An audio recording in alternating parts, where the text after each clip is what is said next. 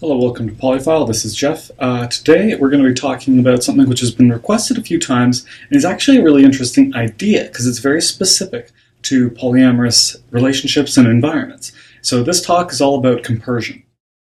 What is compersion, first of all? Well, quite literally, it's a specific kind of empathy which applies to the idea of the sort of pleasure you feel or happiness or joy that you feel because of the knowledge or understanding of one of your partners being with someone they care about.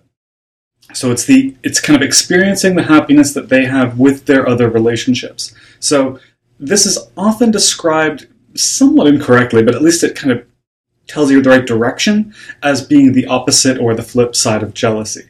Now, jealousy, that sort of anticipation or fear of loss, doesn't have an opposite. That's kind of its own thing, but it at least tells you sort of what this means, because it's in the same situations where people would often experience a feeling of jealousy, but instead experiencing a feeling of kind of very deep joy and happiness.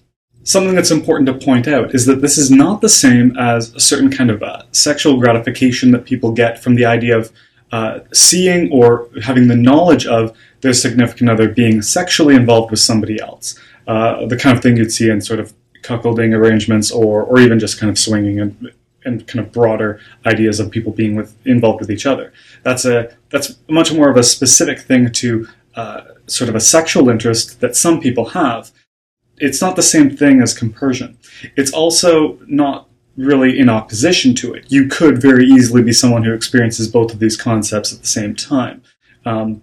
But they're not in any way connected. They're actually very, very independent. Really, the only thing that they both hinge upon is the idea that you don't have a certain set of underlying insecurities which would prevent compersion, definitely, and very likely even that kind of sexual gratification as well.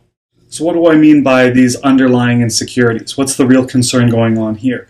And is there a way to solve these problems?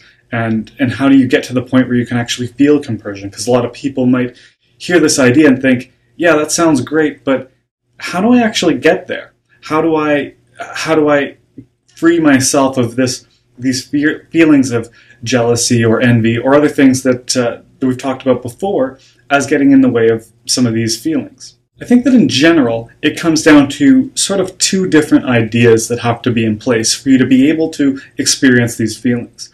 And the first is going to be, you have to be in a healthy relationship already. If the relationship that you're in is toxic or unstable or adversarial, you are not going to be able to experience a sense of compersion within it because it is already a problem. And this is just going to accentuate those existing problems or feelings that there's a problem going on. So you're going to be prevented from experiencing that in that situation. The other thing you're going to have to cover is making sure that you personally kind of have managed to come to an understanding of and kind of gone through many of your insecurities. Remember, a lot of people will be afraid of loss, that feeling of jealousy, or they'll be envious or otherwise insecure about something regarding themselves. And these feelings will prevent them from being able to experience that joy because those fears, those insecurities are very, very strong. And unless you're able to actually come to terms with them, remember, not suppress them. You need to come to terms with them and understand your way through it and realize that those things don't need to affect you. Once you reach that point, then it's possible for you to actually move on and experience these feelings of joy. Is there a problem with you if you don't get to the point of being able to experience this? Well, no. Some people don't experience empathy in those ways. It's a good thing when they do, but they don't really need to. Now, it might be that they can't reach that point because they do have certain insecurities that they haven't been able to work through yet. So it may be an indicator that you need to do some work on yourself, but it's not really something saying, oh, there's something wrong with you, or you're failing at polyamory, or whatever that means.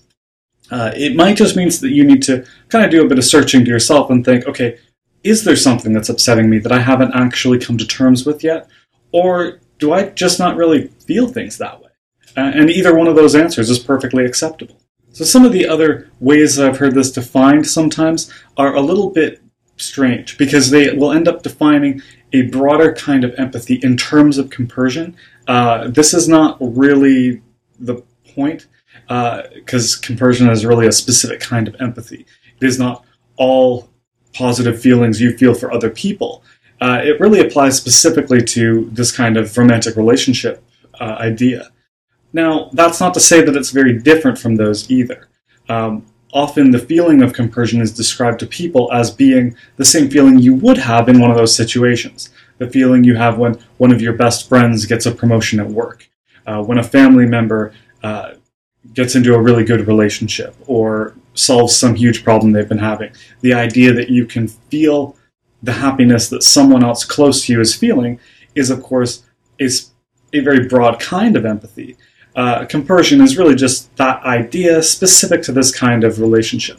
As much as this is a very short video, because it's just talking about what one kind of emotion actually means and how you get there, it is a big topic that comes up a lot in polyamorous discussion in relationships and polyamorous communities, where people talk about this a lot as being sort of somewhere they want to be able to get to, a point where they will feel that kind of happiness within the relationships they have, and kind of a way of validating to themselves that they've been able to understand their way through some of their own insecurities, and they feel good about things. So remember, while that is a good feeling to have, and it is a legitimate goal, it is not something to force yourself through, because often it will be something where people will fall into the trap of feeling as though they need to feel that in order to know that they've got to where they wanted to be. And that might cause them to, first of all, kind of fool themselves in the sense that maybe they just don't feel empathy in that particular way. Or it might cause them to delude themselves and not actually work through some of the insecurities they actually have. It'll cause them to, instead of understanding their emotions and actually trying to grow through them and talk about them with their partner, instead it might cause them to suppress them out of a feeling that, well, I need to do this. It's the only way that I'll know that I'm doing it right, that I'm successful at running a polyamorous relationship. So it's important not to look at it as really the end goal. It's not the point. The point is for you to be happy within your life and for you to have the relationships you want. Whether you feel this or not is kind of very personal. It might not apply to you at this point in your life. It might not apply to you at any point in your life.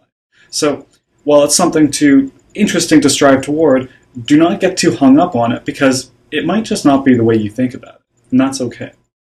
So I hope that you found this talk interesting. Again, it's kind of a short one, but leave some comments here if you've based on your own experiences with the idea of compersion as well, because it is something that a lot of people do like talking about, and it's kind of neat having some good ideas thrown out there in terms of personal experiences and other viewpoints on the topic.